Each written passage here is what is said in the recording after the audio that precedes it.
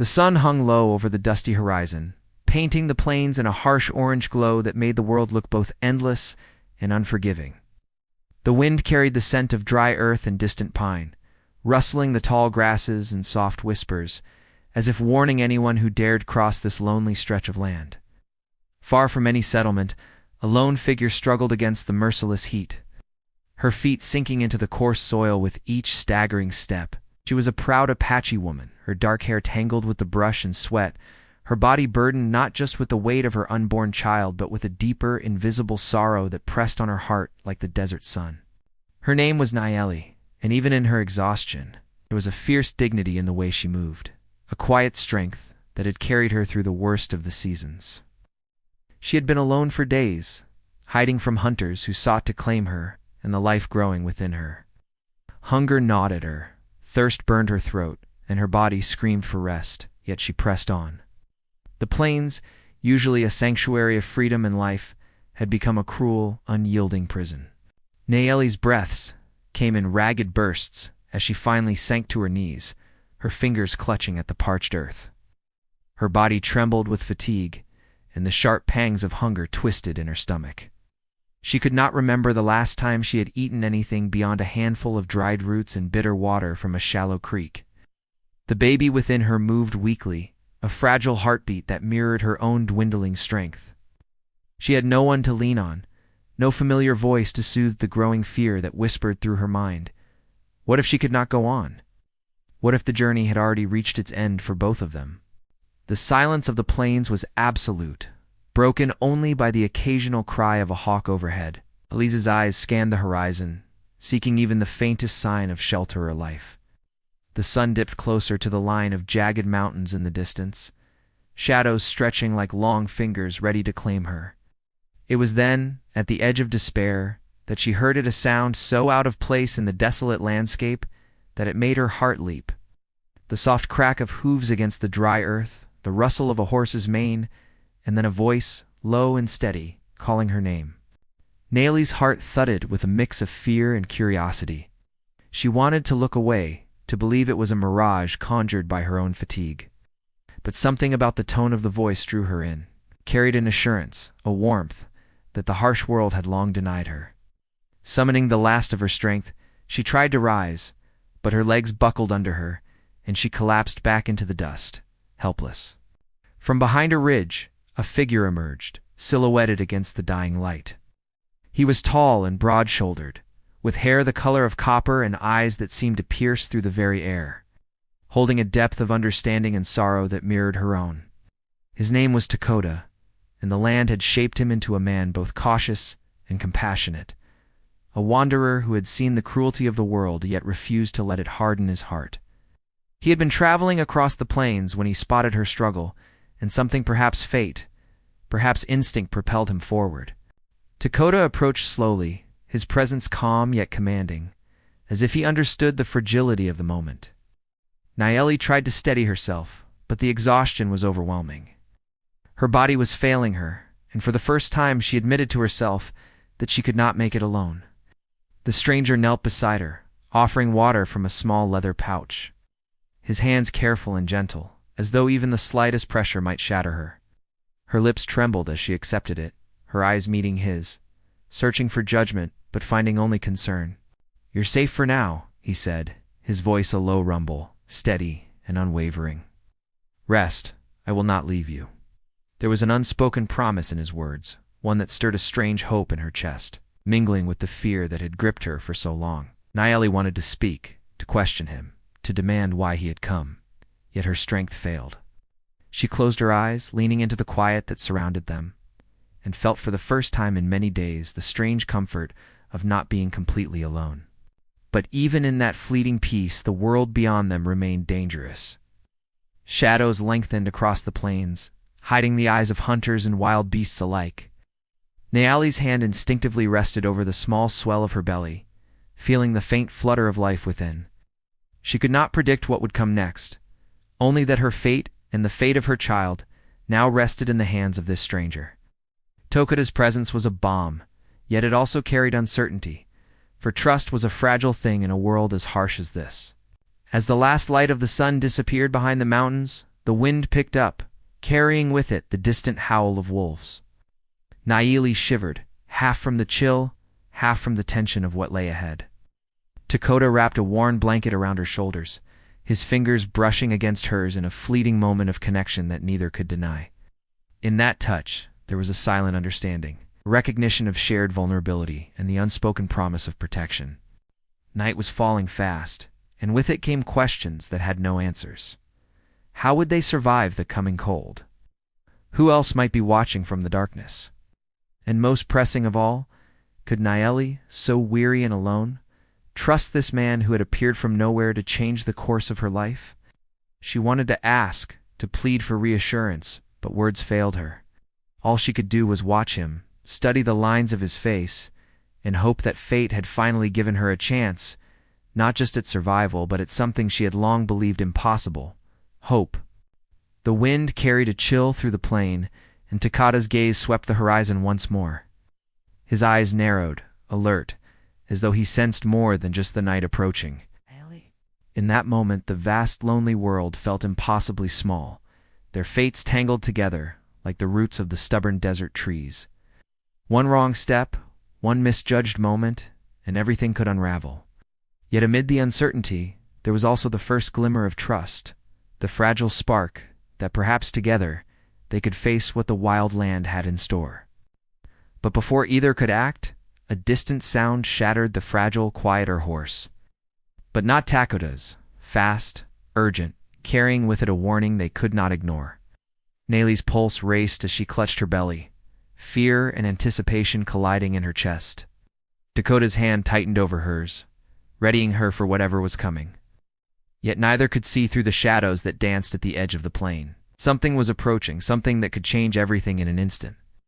And as the wind swept across them, carrying with it the smell of gunpowder and iron, Naeli realized with a sinking heart that their night was far from safe. The distant sound of the approaching horse grew louder, cutting through the still night like a warning bell. Lee's heart thumped violently, each beat echoing the fear that she had tried to bury. Takata's grip on her hand tightened instinctively, his eyes scanning the shadows with a hunter's precision. He moved with a quiet confidence, a man shaped by the wilds, yet even he seemed uneasy under the weight of what might be coming. The plains, which had been silent and empty for so long, now felt alive with unseen eyes, listening, watching, waiting. Naeli drew a shuddering breath, trying to steady herself. She had faced dangers before, yes, but never like this alone, heavy with life, with no tribe or family to shield her. She thought of her people, of the Apache women and children who had always been her strength, now scattered and hunted like ghosts. Her mind flashed to the day she had been separated from her small band, forced to flee when a patrol of settlers came through the territory. Her father, a warrior of fierce reputation, had told her stories of endurance, of survival against impossible odds. She had believed she was prepared, but the weight of exhaustion and fear had proven her wrong. Dakota shifted slightly, moving in front of her as if to shield her from whatever might come from the darkness. He had been quiet until now, letting her find some small measure of courage on her own. But he was clearly calculating, aware that this land offered no mercy to the unprepared. There was a sadness in his gaze, a shadow of old battles fought and lost, though he had never spoken of them. Naeli noticed it, sensing that he carried burdens of his own, ones that might explain why a stranger would come to her aid in such a lonely place. "Who comes?" she whispered, barely moving her lips, her voice trembling. Takota's eyes flicked toward the ridge where the sound had begun, narrowing as he read the night like an open book. He did not answer immediately, only moved slightly, positioning himself between Naeli and the approaching threat. His presence was both reassuring and unsettling. He was strong, yes, but he was also a stranger, a man whose intentions she could not yet read. The sound of hooves grew closer, accompanied now by voices rough and hurried, speaking in the language of outsiders. Naeli recognized it instantly, the guttural tones of settlers, men who carried rifles in anger, her stomach twisted with fear. She had seen what they could do, how they took what they wanted, and left nothing but ashes and sorrow behind. Tokuda's hand tightened over hers again, his jaw set, his body coiled like a panther ready to spring. "They're coming fast," he muttered, his voice low, but carrying a weight that made her shiver. We need to move, or they'll find us here. Nayeli wanted to protest, to insist she could not walk another step, but the urgency in his tone left her no choice. She forced herself to rise, leaning heavily on him, every movement a battle against pain and fatigue. Her mind raced. How had she come to this point? Alone, hunted, and so vulnerable, yet fate had placed this man before her. She did not know if he was friend or merely another force in the wild, but for the first time, she felt a fragile glimmer of hope that she might survive the night. As they moved across the uneven terrain, Dakota kept glancing behind them, gauging the distance between themselves and the pursuers. Nayeli's breathing was ragged, each step a reminder of the life growing inside her, of the fragility of her body, and the strength she had to summon from deep within. She tried to focus on the rhythm of their escape, the crunch of the earth beneath their feet, and the shadowed outlines of the plains that seemed to stretch endlessly. Dakota spoke suddenly, breaking the tense silence. "Tell me your name," he said. His tone was steady, almost gentle, as if naming her might somehow anchor them both in the chaos surrounding them. "Nayeli," she whispered, the word tasting foreign and sacred on her tongue after so many days of silence. "And you?" "Dakota," he replied. The sound was strong and commanding, yet there was an intimacy to it, a weight that suggested he carried his own story as closely as she carried hers. He offered no explanation for his presence, no tale of why he had come. Only the quiet assurance that he was here and for now. That was enough. The voices behind them grew sharper, the hooves pounding like thunder across the plains. Nayeli's pulse raced. She could not outrun the settlers forever. The land was wide, but even the plains had limits, and the night would not hide them for long. Dakota slowed for a moment, crouching behind a cluster of jagged rocks, and gestured for her to do the same. He scanned the darkness with eyes trained by survival, calculating the best way to evade the danger closing in. "They'll split soon," he said, almost to himself. "One will circle around. We need to find cover before they trap us." Nayeli nodded, trying to trust him, though every instinct screamed caution. She had been raised to be wary of strangers, to measure their intentions carefully. Yet Dakota's presence was different. He did not command or dominate. He moved with a quiet purpose, his actions speaking louder than words.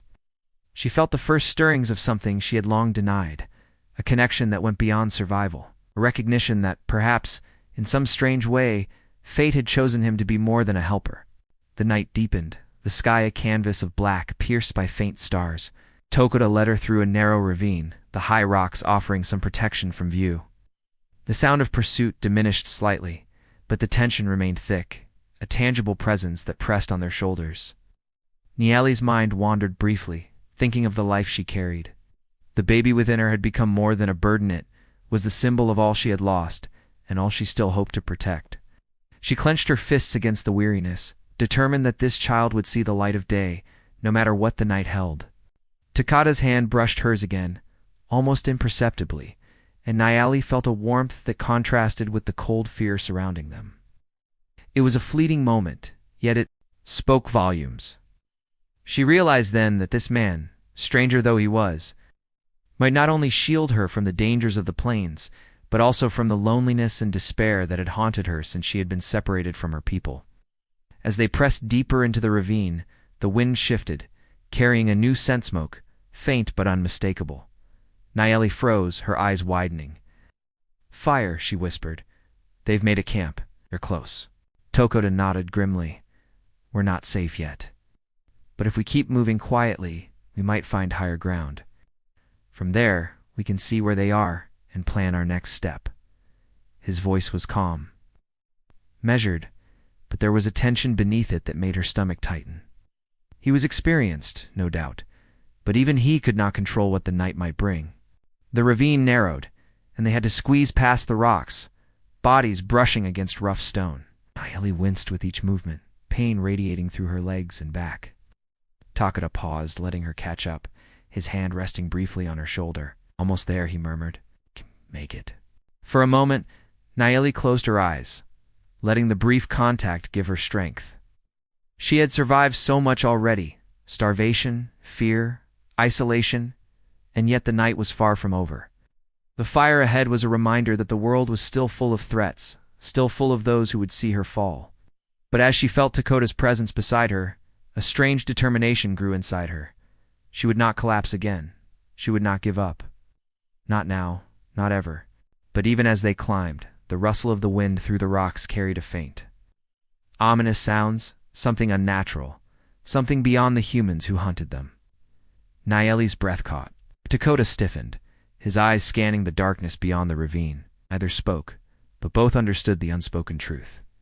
The night was alive, and it held secrets they could not yet see. And somewhere, just beyond the reach of their vision, a pair of eyes watched them, silent and unmoving. The night pressed in around them like a living thing, heavy with the smell of smoke and earth and danger. Nayeli's body ached, but her mind refused to surrender. Every shadow seemed to shift, every distant sound making her flinch. Dakota stayed close, his movements silent but purposeful, his senses tuned to the subtle signs of the plains. He led her up a rocky incline that offered a narrow view of the valley below. From here they could see the flickering glow of the fire, hear the murmured voices of men who were unaware they were being watched. Nahil's heart pounded as she scanned the camp. There were 4 men, rugged and armed, sprawled around the fire. Their conversation was harsh, sharp-edged, and she caught words that chilled her blood. They were hunting for someone or something, and the thought that they might have been looking for her all along made her stomach twist. She drew in a breath, steadying herself against the incline. "Why are they here?" she whispered. Dakota's eyes never left the camp. "Not all men who come to the plains seek what they say they seek," he said. "Some hunt for gold, some for vengeance, some for sport. We don't yet know which kind these are. They're dangerous either way." His tone carried a calm authority that belied the tension in the air. Nayeli nodded, knowing he was right, but the weight of their situation pressed down on her. She had survived the elements, hunger and isolation, but human threats carried a different kind of terror, one that could not be outrun by sheer will alone. Dakota crouched lower, scanning the edges of the camp.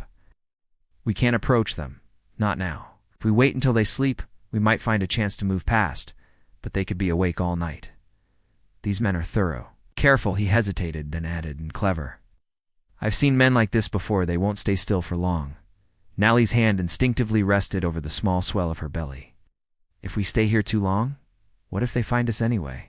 she whispered. It was no longer just a shadow in her mind. It had taken residence in her chest, in her legs, in her every breath.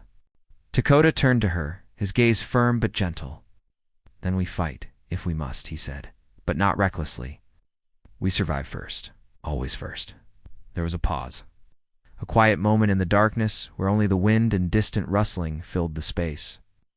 Nayeli studied him, realizing that beneath the rugged exterior was a mind trained to survive, a heart tempered by loss, and perhaps, though she did not yet dare hope, a capacity for compassion. The wind shifted again, and a faint whisper of sound reached their ears. Not from the men at the fire, but from the far side of the valley. Nayeli froze. "Another presence?" she asked, her voice barely audible. Dakota's jaw tightened. Perhaps. Could be animals. Could be another patrol. "We need to be ready for either." His words carried a weight she could feel deep in her bones. The plains were rarely quiet at night, but the timing of this sound was too deliberate, too pointed to be mere coincidence. As they watched, a lone figure moved along the edge of the camp, a shadow that slipped between the firelight and the rocks. Talcotta's eyes narrowed. "Someone's scouting," he muttered. "They're cautious. They know what they're doing." Nayeli's pulse raced. "Should we warn them?" she asked, meaning the settlers by the fire. Talcotta shook his head. "No, that would draw attention to us. They are not innocent. If we are seen, they'll come for us first." His voice was a mix of caution and certainty. Nayeli realized then that he was calculating risks she could not even begin to imagine. As they crouched in silence, Nayeli's thoughts drifted to her past. She remembered the river where she had learned to swim as a child, the songs her mother sang under the full moon, the warmth of her father's hand on her shoulder as he taught her to track and hunt. Those memories seemed distant now, shadows of a life that had been shattered, yet they also gave her strength. She had survived before, and if she could summon even a fraction of that courage, perhaps she could survive this night too. Dakota's voice cut through her reverie. "Nayeli, I need you to listen carefully. We will move into stages. First, we reach the ridge behind us. There we can see all around the valley. Then, if the opportunity presents itself, we move along the north slope, quietly, step by step. His instructions were precise, almost surgical. Nayeli nodded, grateful for his guidance, but aware that each step would be a test of endurance and nerve. The wind carried another sound, this one closer, more deliberate. Nayeli's eyes widened as she realized the shadow moving along the rocks was coming toward them. Takeda's hand moved to the small knife at his belt. "Stay still," he whispered. No sudden movements. The figure emerged, a man with a worn coat and rifle slung across his shoulder. His face was partially hidden by a hat, but the glint of his eyes in the firelight spoke of alertness, suspicion, and readiness for violence. He scanned the rocks briefly, then seemed to shrug and continue toward the camp. Takoda exhaled softly, and Nayeli felt her tension ease slightly, though only for a moment. "They're organized," Takoda said quietly. "There's a leader among them. I've seen the way the others defer even slightly when he speaks. Whoever he is, he's careful, ruthless, and dangerous." Nayeli swallowed hard. She had never faced a man like this, one who commanded fear without lifting a hand, one whose presence alone could change the outcome of a night. The fire in the valley flickered as one of the men stirred. Nayeli caught sight of a rifle, the polished wood catching the light, and realized with a shock that these men were not just wanderers. They were prepared, armed, and capable of tracking anyone who crossed their path. Fear twisted her gut. She could not outrun them. She could not fight them in her current state. All she could do was trust Takoda and hope that fate had not abandoned her entirely. Takoda leaned closer, his voice barely above a whisper. "There's more to this than simple hunting. I can feel it. Something they seek, something valuable to them, or something they fear. We need to find out what before it's too late." Nahil's brows furrowed. "What could they possibly want from me?" she asked, though deep down she knew the answer was tied to her past, to the life she had fled, to the secrets she carried as an Apache woman alone in the plains. Takoda did not answer immediately. Instead, he shifted his gaze toward the distant mountains, where the moonlight glinted off jagged peaks. "It's never just one thing," he said finally. "And in these lands, even the smallest thing can become the difference between life and death." For a moment they were silent, listening to the night. The hooves, the murmured voices, the occasional snap of a twiggle combined into a symphony of tension. Ellie's thoughts wandered to the child she carried. How could she protect this life if the world itself seemed determined to snuff it out? She drew a shaky breath and glanced at Takoda, finding strength in his calm resolve, even as the danger pressed ever closer. Suddenly a faint glow appeared on the northern slope, beyond the camp. Naheli's eyes widened. "What is that?" she asked. Takoda squinted, his jaw tightening. "Lanterns," he said. "Another group. They may be allies of the men at the Fire War Scouts. Either way, it complicates everything." Nayeli felt her chest tighten.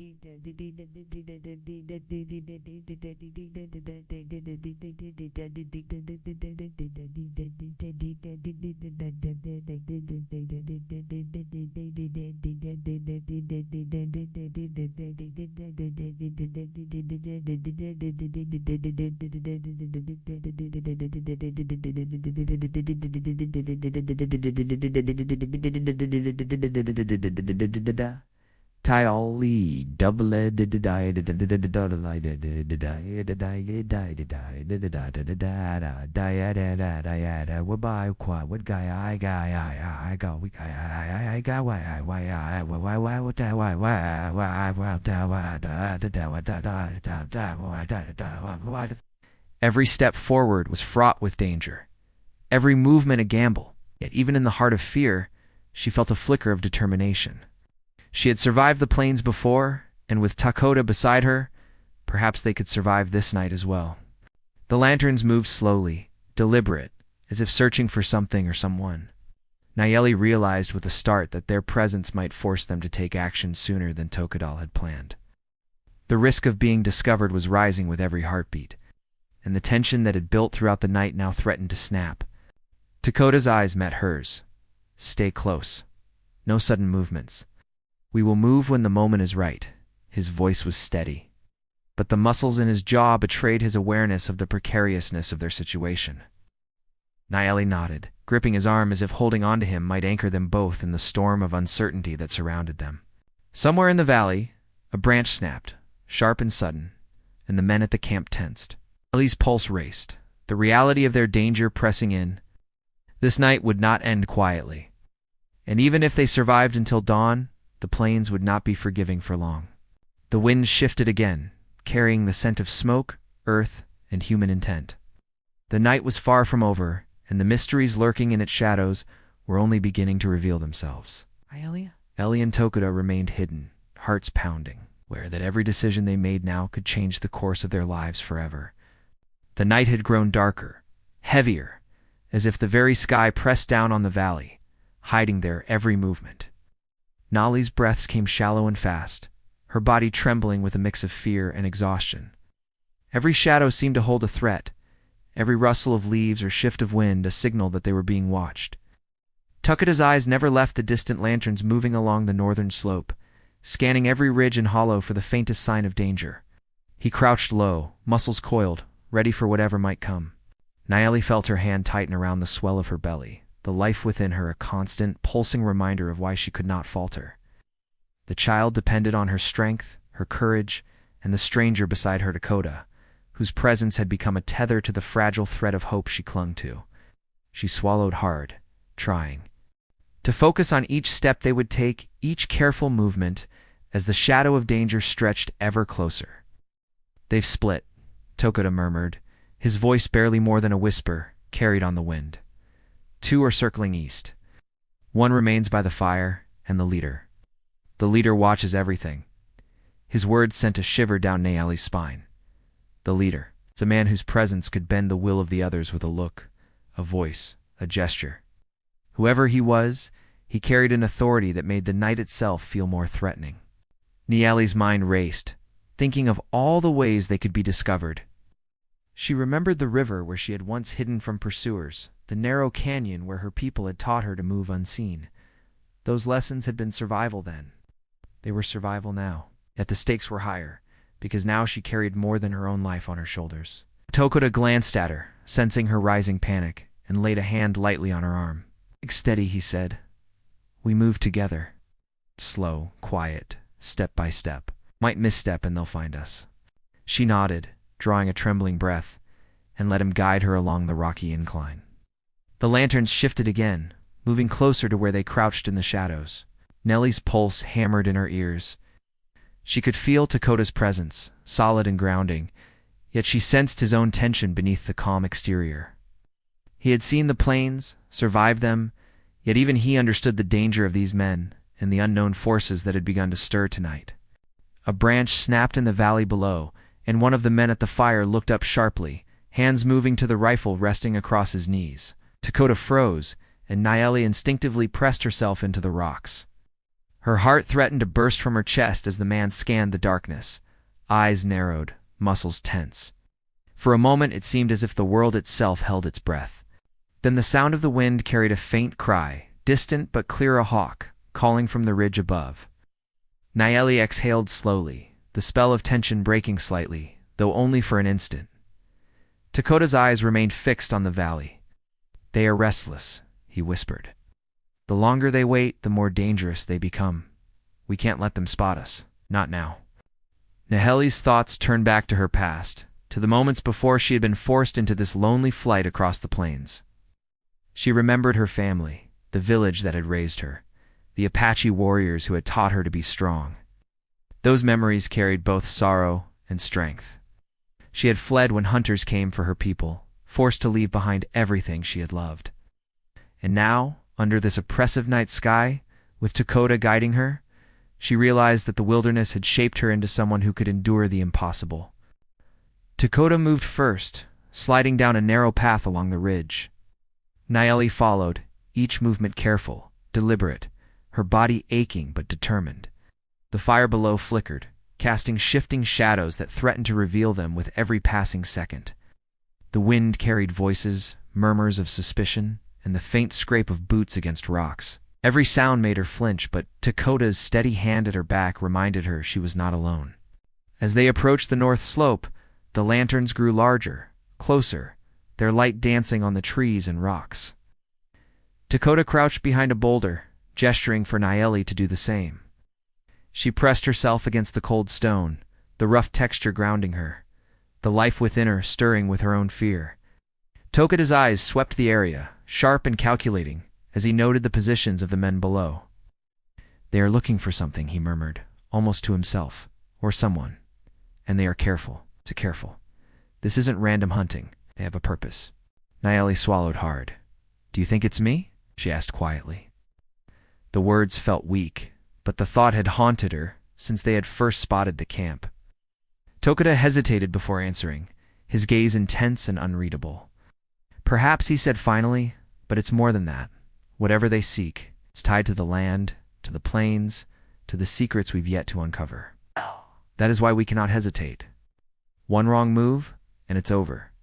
Her stomach twisted at his words, yet even in the grip of fear, she felt a strange flicker of determination. She would not let the past, the hunters, or the unknown force destroy the life she carried. She would fight, endure, and survive. And somehow, in the midst of this danger, she felt a growing bond with Tokoda. A connection forged not through comfort, but through shared peril. Suddenly, a shout rang out from the camp below, sharp and commanding. Nayeli froze, her breath catching in her throat. Tokoda's eyes narrowed. "They've spotted something," he said. "Or they suspect it. We have to move now." He grabbed her hand, guiding her along the narrow path, her steps tentative but determined. The lanterns swayed closer, and the voices grew louder, sharper, filled with frustration and anger. Nayeli could feel the tension building like a coil, each moment threatening to snap into chaos. She pressed herself closer to Tokoda, sensing that their survival depended on perfect timing, perfect silence. The slope narrowed further, forcing them to squeeze through jagged rocks. Nayeli winced with each movement, pain radiating through her legs and back. Her hand instinctively rested over her belly, feeling the life within her stirring, perhaps sensing the danger around them. Tokoda moved with her, shielding her from the shadows, spurring directions and warnings, his presence a constant anchor in the storm of fear. From the ridge above, a flicker of movement caught Nayel's eye. Another shadow, this one larger, moving with deliberate steps. Tokoda noticed it too, his body tensing. "They've sent someone up this way," he said, voice low. "We're not alone. We need to stay hidden until the right moment." Nayeli's pulse raced. The night had become a maze of dangers. Each step, a test of courage, each breath, a gamble. She could feel the tension coiling in her chest, rising with each flicker of lantern light below, each rustle of leaves, each snap of distant branches. And yet, amidst the fear, there was a strange exhilaration, a sense that the choices they made now, the courage they summoned, could shape the outcome of everything. Tokoda's hand brushed hers again, a fleeting touch, yet one that spoke volumes. "Almost there," he murmured. "One more ridge. Then we can see everything and plan our next move." Quietly, carefully, step by step, Nayeli nodded, drawing in a shaky breath. Her body ached, her mind screamed with worry, yet the determination that had carried her this far now burned brighter. She would not collapse again. She would not give up. Not now. Not ever. From below, a shout rang out again, closer this time. Nayeli froze, her eyes wide. Tokoda pressed her into the rocks, whispering, "Hold still. They're watching." The lanterns swayed, casting long, twisting shadows across the valley. Nayeli could feel the presence of the men, hear their voices, sense their impatience. And yet the ridge above offered a vantage point, a place where they might finally see a way to turn the tide. The tension was unbearable, every second stretching into an eternity, each heartbeat a drum of warning and anticipation. Tokoda glanced at her, his eyes locking with hers. "This is it," he whispered. "We make our move, or we stay hidden and risk discovery. There is no other choice." Nayeli nodded, her hand tightening over her belly, her mind focused and ready. She had survived so much already, and now on the brink of the unknown, she realized that everything depended on courage, trust, and timing. The night had brought them to this point, a fragile balance between danger and hope, fear and possibility. Above the valley, the wind shifted, carrying a scent of smoke, iron, and the promise of confrontation.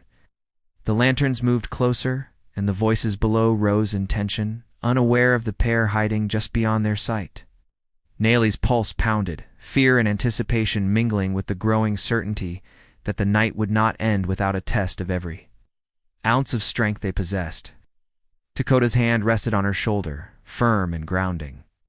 "Whatever happens," he said, voice low and steady, "we face it together. Step by step, heart by heart." Nayeli nodded, feeling a strange calm amidst the storm of tension. The moment was coming, the climax of the night, the point where all their choices, courage and determination would be tested. And somewhere in the darkness, the watchers waited, the unknown threatened, and the planes held their breath. The night had led them here to the edge of peril, the brink of confrontation, and the promise of a new beginning. All that remained was to take the next step, to act, and to trust that they could survive the night in the unknown that loomed just beyond the ridge. The first faint light of dawn touched the horizon, painting the plains in soft hues of gold and amber. The fire in the valley had burned low, and the men who had hunted them through the night were asleep, exhausted from their own long hours of pursuit.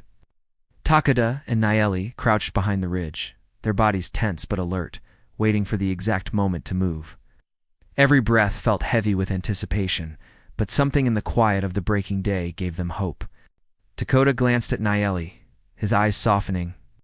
"We have a chance now," he whispered. "The night is behind us. We move carefully, and we're free." Nayeli nodded, feeling a rush of relief she hadn't dared hope for. Her body ached, her legs trembled, but the fire of determination burned brighter than ever. She clutched her belly, feeling the faint stir of life within, a heartbeat that mirrored her own. That small, fragile life had been her anchor through the darkness, her reason to endure, and now it seemed to shine like a beacon guiding them forward. They moved slowly, quietly, descending from the ridge. Takeda's hand was steady on her back, guiding her, keeping her safe from hidden rocks and rough terrain. The valley below was still, the settlers unaware that the two figures had survived the night right above them. Nayeli's breath came in shallow gasps, but each step reminded her that she could trust Takeda, that he would not let harm come to her or the child she carried. As they reached the edge of the tree line, Takeda paused, scanning the valley one last time. "We're clear," he said. "For now, but we keep moving until we are far from them. No stopping until we reach the canyon to the east." The canyon lay ahead, its shadowed crevices offering safety and shelter. Nayeli's heart swelled with gratitude and awe as they pressed on, the landscape shifting from open plains to jagged cliffs and protective trees. Every step forward was a victory, a defiance of the night that had sought to claim them. Her exhaustion remained, but it was tempered by relief, by hope, by the growing bond she felt with Takeda. As the sun climbed higher, casting its warm light across the canyon, Nayeli allowed herself a small smile. "I thought we wouldn't make it," she admitted quietly. Takeda's lips curved in a rare smile. "We survived together," he said simply, "and we will continue to do so." His voice carried a quiet conviction that filled her with reassurance. She realized then that survival was not only about escaping danger, it was about connection, trust, and courage. In the canyon, they found a small stream, clear and cool, its water a welcome relief. Nayeli sank to the edge, letting her hands cup the liquid, drinking deeply for the first time in hours. Takeda knelt beside her, washing the dirt from his hands and face. "We need to rest," he said. "The plains are safe for now, but we're not yet beyond all threats." Nayeli nodded, the strength returning to her body slowly as the water in the shade of the canyon eased her fatigue. She looked at Takeda, realizing how much she had come to rely on him not just for protection, but for hope, for courage, for the quiet. Confidence that they could survive whatever came next? The night had tested them both, but it had also revealed something deeper, a connection born of struggle, respect, and an unspoken promise of partnership. As they rested, Nayeli spoke softly of her past, of her family, and of the small Apache band she had been forced to leave behind. She told Takeda of the rivers where she had learned to swim, the trees where she had hidden from danger, and the songs her mother had sung to soothe her at night. Each memory seemed to lighten the weight of fear she had carried for so long. And Takeda listened with quiet attention. his own story unfolding in fragments as he recounted his years traveling the plains, surviving storms and skirmishes, learning the land and its secrets. In the warmth of the morning, a new sense of calm settled over them. The danger of the night felt distant now, almost like a shadow of the past, though they both knew that the plains held dangers still. Nayeli looked down at her belly, feeling the life within her stir, and a smile spread across her face. She had survived the night, and now there was a future, fragile but real, waiting to be embraced. Takeda's eyes met hers, and in that silent glance, a promise was made. They would face the coming days together, protect what was precious, and find strength in each other. The bond forged through fear and endurance had transformed into something unbreakable, a connection that neither time nor danger could undo. Days passed as they traveled deeper into the canyon, finding small clearings where they could rest safely and gather food from the land. Takoda taught Nayeli how to track the smaller animals, to read the signs of water hidden beneath the rocks, to move silently through the shadows of the trees. Nayeli's body regained strength, and the child within her grew stronger with each passing day. They spoke little of the men they had escaped, allowing the memory to fade slowly while focusing on survival, on the present, and on the bond that had grown between them. One evening, as the sun set behind the canyon walls, painting the sky in brilliant oranges and purples, Nayeli and Takoda sat by the stream, the water reflecting the colors of the dying day. Nayeli rested her head on Takoda's shoulder, feeling the warmth and safety that had become her anchor. "You saved my life," she said softly, her voice tinged with awe and gratitude. He shook his head. "You saved yourself," he replied. "I only walked beside you. The strength has always been yours." She smiled, understanding the truth in his words. The journey had been perilous, the nights long and filled with danger, but she had endured. She had survived because she had not given up, because she had trusted, because she had found strength within herself and in Takoda's quiet support. As the first stars appeared in the night sky, Takoda reached for her hand, intertwining their fingers. "We have more days ahead, more challenges," he said, "but tonight we rest. And tomorrow, we continue, together." Nayeli nodded, feeling the weight of fear and uncertainty lift slightly. The plains were still wild, still unpredictable, but she had learned that courage and hope could carve a path through even the darkest night. The bond she shared with Takoda, forged in danger and fear, was stronger than anything she had ever known. And with the child growing within her, there was a future to protect, a life to nurture, and a story yet to be written. As the moon rose high above the canyon, casting silver light on the water and the trees, Nayeli closed her eyes, letting exhaustion and relief wash over her. The past had been full of loss and struggle. The night had tested them both, but now there was a moment of peace, a fragile but undeniable victory. They had faced danger, endured hardship, and emerged stronger together.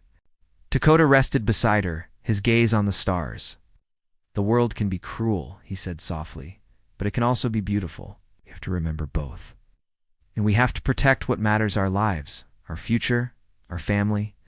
Nayeli's hand moved to her belly, feeling the tiny life inside, and she whispered a silent promise. They would survive. They would endure. And together, they would find a place where safety and love could thrive. The night passed quietly, the dangers of the plains held at bay by distance, luck, and the careful vigilance they had maintained. By morning, the canyon felt like a sanctuary, a place where they could breathe, plan, and begin to imagine a future free from the shadows of the past. Nayeli and Takoda stood side by side at the edge of a cliff, the wind carrying the scent of pine and earth. The world stretched out before them, vast and untamed, yet full of possibility. They looked at one another, understanding without words that their journey had changed them, that the night had tested every ounce of courage, trust, and resilience they possessed. And as they turned toward the canyon trail, ready to continue their path, Nayeli felt a sense of peace she had never known. The plains were still wild, still unpredictable, but they would face it together, with hope, with courage, and with love. In that moment, the world felt wide and full of promise. The night of fear and danger had passed, leaving behind a future bright with possibility. strengthened by the bond of two hearts who had survived the impossible. Nayeli breathed deeply, the morning sun warming her face, and for the first time in a long time, she felt truly alive. The Apache woman, once alone and weary, now stood with a companion and a future in her hands. The plains still held mysteries, still held dangers, but they also held freedom, love, and life. And Takoda moved forward together, each step a testament to endurance, trust, and the courage to embrace what lay ahead. And as they disappeared into the canyon, the wind whispered through the trees, carrying a promise of hope, of survival, and of new beginnings.